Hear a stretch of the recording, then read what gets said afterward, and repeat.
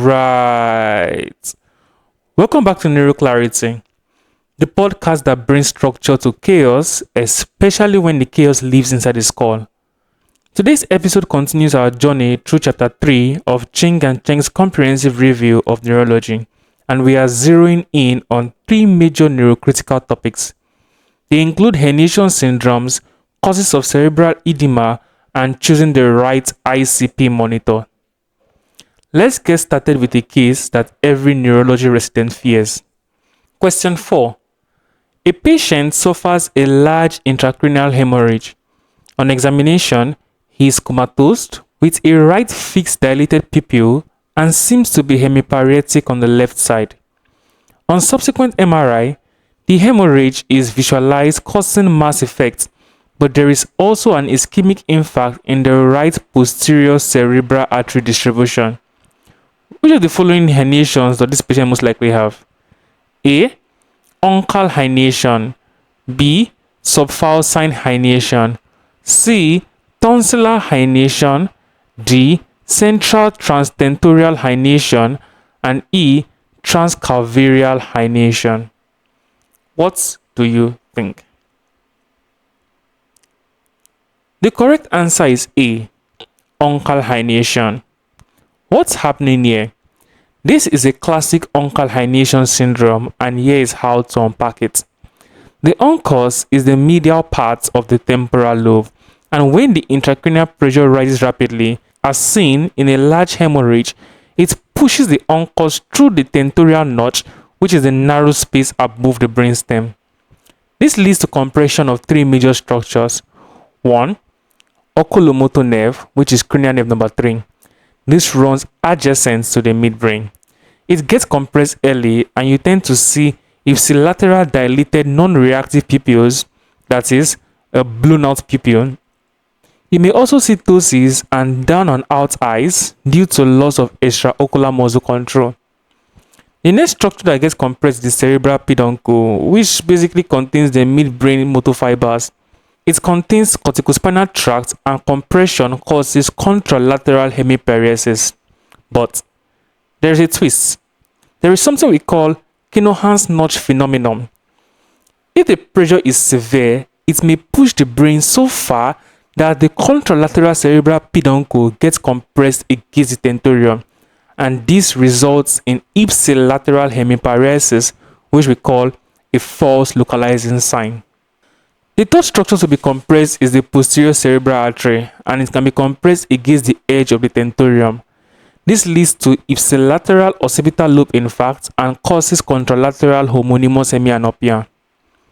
In summary, 3 structures get compressed when you have an uncal herniation, which includes cranial nerve number 3, causing ipsilateral blown pupil, the cerebral peduncle, which can be contralateral or ipsilateral if Kernohan's phenomenon occurs, and the posterior cerebral artery, which causes occipital infarct, and infarct may lead to visual loss. Why are other options incorrect? Let's take a look at them. A subfalcine herniation basically means that you have the cingulate gyrus herniating under the falx cerebri. This compresses the anterior cerebral artery, leading to leg weakness. There is no blown out pupils, and there are no PCA stroke. Next is the tonsillar herniation, where the cerebral tonsils descend into the foramen magnum. This results in rapid apnea, brainstem failure, and the pupils may be pinpoint or mid-positioned. They are never dilated. Next, central transtentorial is wrong. In this condition, the brainstem is pushed downward, and you have bilateral pinpoint pupils with decorticate or decerebrate posturing. This doesn't explain the unilateral PCA or posterior cerebral artery infarct or the blown pupil. And lastly, transcalvarial herniation refers to the extrusion of the brain tissue through a skull defect. It is traumatic, it is external, and it is definitely not this. Take home point: if you see a blown pupil plus hemiparesis, think uncal herniation until proven otherwise. This requires immediate surgical intervention, because if this is not done, it can lead to irreversible brainstem damage. Next question. Question 5.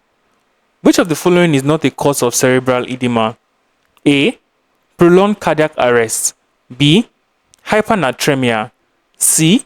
Liver failure. D. Lead intoxication. And E. Rapid ascent to high altitude. What do you think? The correct answer here is B.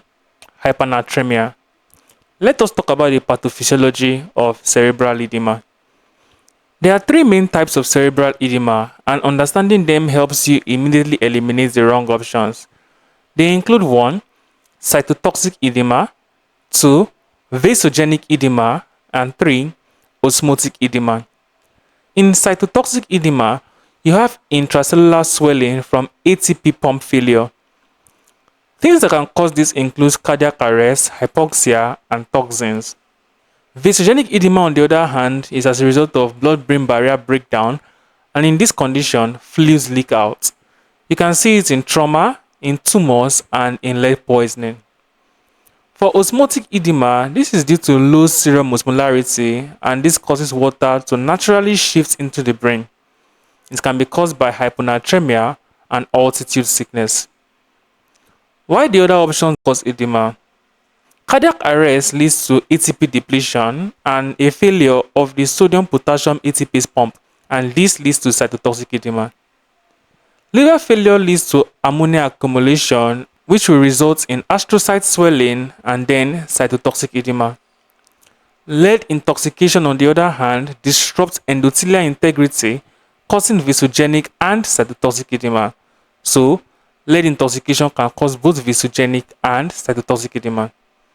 High altitude, on the other hand, leads to hypoxia, which leads to blood-brain barrier permeability leak, and that leads to vasogenic edema. So, why is hypernatremia not a cause? Hypernatremia increases serum osmolarity, and this pulls out water from the brain. This often causes brain cells to shrink and not swell, and that is why hypertonic saline, which mimics hypernatremia, is used to treat cerebral edema. Key clinical peril. Hyponatremia causes the brain to swell, and hypernatremia shrinks it. Next question. Question 6. A patient is admitted to the neurocritical care unit with an acute neurologic condition and a Glasgow Coma scale of 7. His brain CT scan is shown in figure 3.3. Let us take a look at it. A decision is made to place an intracranial pressure monitor. Which device is the best option in this case? A. A parenchymal transducer. B. An epidural transducer. C. A subarachnoid bolt. D. An intraventricular catheter. And E. ICP monitor should not be placed. What do you think? Before diving into devices, let us analyze what this axial non-contrast CT shows. What is the radiologic impression? This is acute hydrocephalus secondary to intraventricular hemorrhage with signs of increased intracranial pressure. Let's recap our clinical scenario. Our patient who has an acute neurologic condition with the GCS of 7 was admitted. The scan you just interpreted shows hydrocephalus and intraventricular hemorrhage, and you have decided to place an intracranial pressure monitor. Which device is the best option? For me, I will go with intraventricular catheter. Why is that?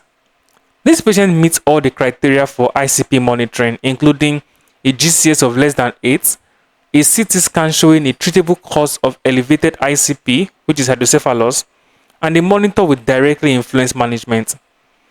The intraventricular catheter, also known as EVD, external ventricular drain, is the most accurate for true intracranial pressure measurement.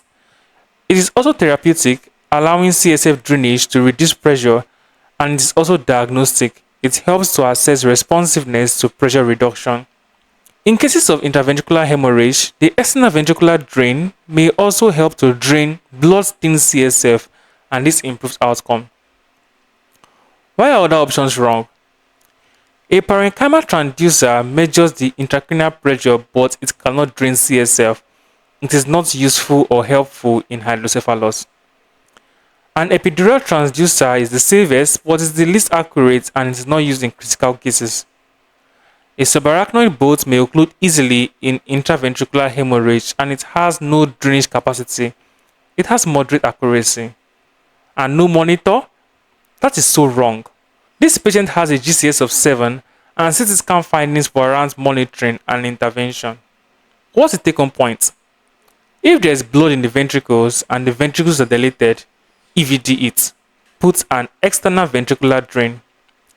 Intraventricular catheters gives you monitoring plus treatment in one, and in the neuro ICU, it is often your first and best move in this situation. And that wraps up today's episode. We have just reviewed uncal herniation and Kernohan's notch, cytotoxic versus vasogenic versus osmotic edema, and when plus why to use an intraventricular catheter. Bookmark this one. It's foundational for neurocritical care, and it's based on Ching and Cheng's comprehensive review of Neurology, Chapter 3. Don't forget to share with your co-residents, your med school friends, or your study buddy. Subscribe for more high-yield breakdowns right when you need them. Until next time, stay sharp, stay curious, and keep your neurology game clear. Bye for now.